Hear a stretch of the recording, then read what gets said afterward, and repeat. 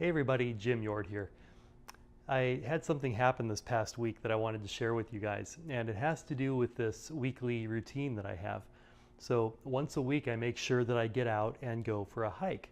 It's only about a half hour or hour or so usually, but I love hiking, and for many years I did it every weekend. In fact, I would go on these long backpacking trips.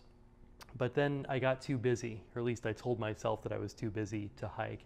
And so I got away from it and really came to miss that part of my life, getting some fresh air and some exercise on a regular basis.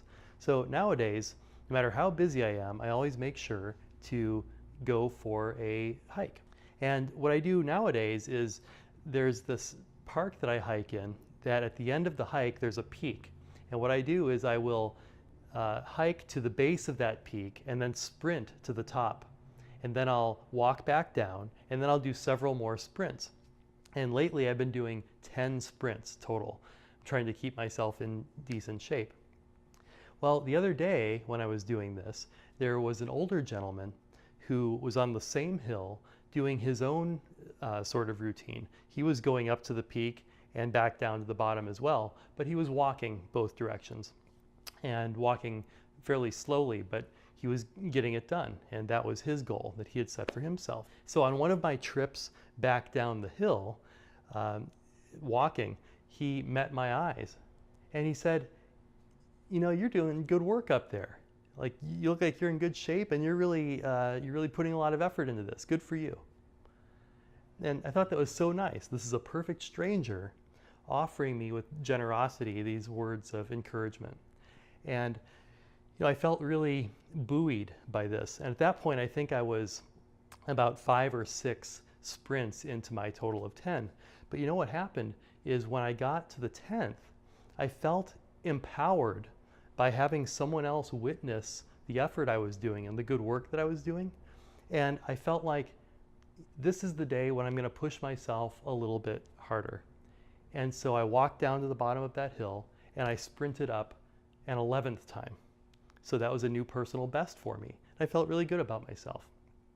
So then I was done for the day. I was completely exhausted and winded, and I turned around to walk back down the hill, and the gentleman was coming back up on another one of his walks up the hill, and this was going to be the last time we would pass each other. And I was thinking to myself, boy, I don't know how to return the favor. He said these kind words to me, and if I just say, "Hey, buddy, you're looking good too," that seems like it might be kind of shallow or fake. So I'm not sure how to return the favor here.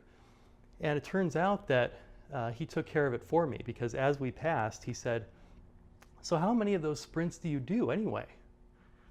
And I said, here's my chance to myself. I said, "Well, you know what? Normally I do 10, but today, thanks to those words of encouragement you gave me, I actually did 11 for the first time. And I want to thank you for that. You really gave me the motivation and power, really, to set a personal best today. So thank you." And he sort of paused and then smiled broadly and said, "Oh, that's great. Keep up the good work." And we parted ways. And he seemed, I don't know, maybe I'm imagining it, but he seemed to have a little extra spring in his step going up that hill too. So why am I sharing this with you? I think that often when it comes to social interactions, certainly nowadays, I think politically and socially, we're a divided, here at least in the US, we're a divided people. And I think it's become increasingly difficult to say kind things to one another. But also I think that oftentimes, to the extent we think about doing something or saying something nice to someone, it's offering something like words of encouragement, like this gentleman did for me.